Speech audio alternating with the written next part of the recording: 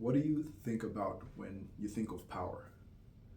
I'm sure if you're somebody who thinks of power, you think of being able to do anything that you want without anybody questioning you. You know, that's one form of power. The power which most of us usually think is that's the version of power that we have for ourselves. But um,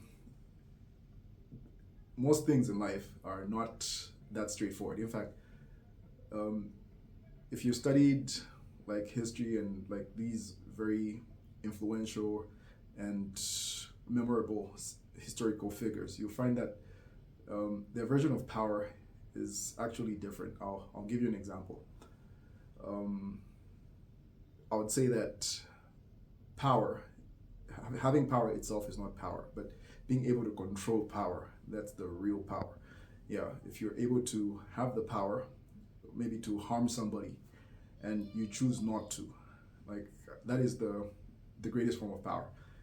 And Jordan Peterson, I think, usually refers to this. He says, being weak is not power in itself, but when you have power and choosing not to harm somebody, you're not weak, you're just controlling that power and choosing not to harm the person. Like that is true power. And this is a very strange principle. And if you think about it, it's actually the version of this principle came from Jesus. Yeah, so in Matthew 5, verse 38, um, Jesus says, you have heard in the past that they say it was an eye for an eye, but I tell you that if somebody slaps you on your right cheek, then you give them the left one as well. So, of course, it sounds like that's just a principle for living. Like you shouldn't take it literally. And if you have somebody, of course, come and slap you, then instantly you should react. But it's not merely like a life principle, like something to live with, which doesn't really work. And I'll give you an example why that is. So if you know Mahatma Gandhi, the great Indian leader, yeah, if you've watched the movie Gandhi, then you will know that Mahatma Gandhi said that he would always listen to, like he had a teacher who used to teach him principles from the Vedas, which is the Hindus' holy book, the Quran, which is the Muslims' holy book, the Bible, which is the Christians' holy book, and the Torah, amongst other books. Like the Guru would teach him principles from different religions. And the interesting thing about that was when the Guru taught him the principle, the Christian principle, about turning the other cheek when someone slaps you. You need to turn like the other side. So in the movie, Gandhi is actually friends with a priest who joined his movement. He was trying to get independence in South Africa. Yeah, so if you follow the history, then you know that he was a lawyer. Gandhi was a lawyer who studied in England, and then he was visiting South Africa, and then he was mistreated there, and that mistreatment is what caused him to join the movement to fight for civil rights for the Indians and the people of color in South Africa. Yeah, so he studied in South Africa actually before he went to India. Yeah, so when you told the priest his version of how he would get like the civil rights for the Indians from the British, the priest was saying, "What's your strategy?" You know, he was asking what his strategy was, and Gandhi said, "You know that principle in the Bible that when someone strikes you on the right cheek, what should you do? And you give them the other cheek." Then the priest was actually saying, "No, but I don't understand how that will get you independence. You're going against the British government here." And Gandhi said, "I know it sounds like it's a figurative principle, but it's actually a literal principle." And he did demonstrate how powerful that principle is when they chose civil disobedience. So if you've heard of what civil disobedience is, it's that thing where people are protesting something but they're not being violent. Yeah, so you're just refusing to comply with orders, but you're not using violence at all. So the first version of that was actually when Gandhi did it in South Africa. So he organized the Indian community in South Africa, and they refused to take to follow like I think those were discriminatory laws and other bad laws which were going on there. And in that, in the way that things actually turned out was the British government, of course, it's going against these people and they're refusing to comply because they were supposed to work and go do things like that, but they refused. And if you know anything about how systems work, most of the times the marginalized classes are usually the ones who move the economy. So the Indians were the ones who were working to bring all the prosperity to South Africa at the time. And they just put down their tools and they're saying, we're not budging until this law changes. Yeah. He actually used some really funny language. I suggest you should watch the movie Gandhi. So the British would whip the people, fight them, and then at one time it got so violent that they opened fire on a group of unarmed people. And after that happened, like there was outrage from even the British people who were in the South Africa. Like, how can you open fire on women and children and people who are not fighting you? Like, and in that moment, the British government looked like a monster. And after the outrage from their own people and feeling bad from their own perspective, they eventually compromised with the Indian community there, and they gave them their rights, which they were fighting for. And I remember, if you watch the movie, the leader of the British that time goes to Gandhi in the cell because Gandhi was locked up for that civil disobedience, and tells him that he's releasing him. And he threatens him about what else do you want? And then Gandhi said,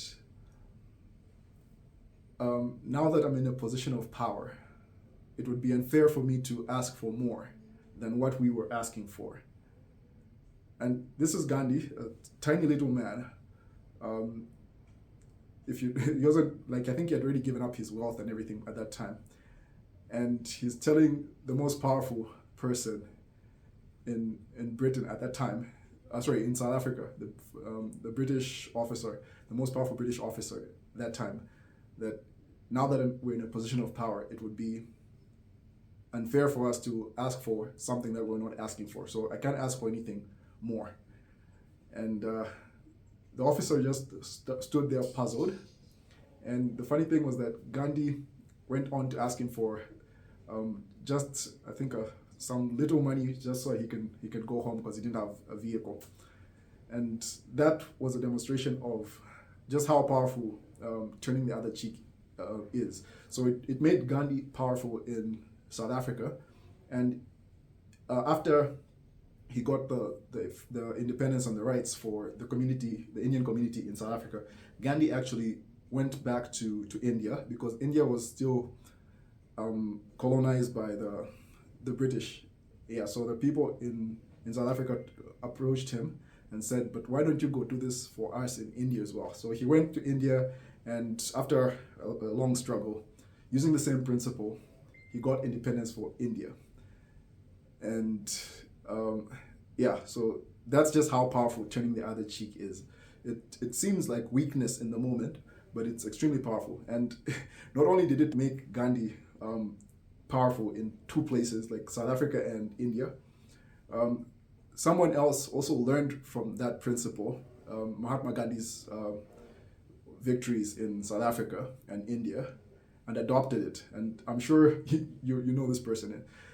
It's none other than MLK, Martin Luther King. So Martin Luther King had studied the civil disobedience and the peaceful protests that Gandhi had used, and he adopted the same technique in the US. And I think most people, whenever you're you're like the leader of some group, and a lot of people harass you, and your leader is telling you to be peaceful. I think that's the hardest thing. But these people are so charismatic because of that very principle. Like, it makes you powerful, and that very principle made the whole people of color in the United States to also follow the civil disobedience route, and eventually they did get the civil rights and emancipation. Of course, Martin Luther unfortunately died, but yeah, he left that principle behind, and eventually the black people and other people of color were able to get civil rights in the United States. Yeah, so going back to the principle, there's another leader who actually used that principle, and that is none other than Nelson Mandela. In 1994, South Africa got its independence, and Nelson Mandela also used the same principle of not harming someone and peaceful disobedience. Yeah, so after he came out of prison for, I think, 27 years, he equally applied the civil disobedience principle and got independence for South Africa. Yeah, so that's just how powerful this seemingly weak principle of turning the other cheek actually is. So choosing peace and being foolish in the moment, the more people keep on doing things to you and you don't react, not out of weakness, but out of strength, because you're holding back. You just choose peace over violence, is the most powerful, I think, principle that I've seen directly. And you know, the amazing thing about this is it's just one principle from Jesus. Like, this is just one tiny lesson from Jesus, and he gave like several. And the direct application of something, which sounds figurative, but the literal application of it made three very great leaders. People so great that if they didn't exist, the world would look very different right now.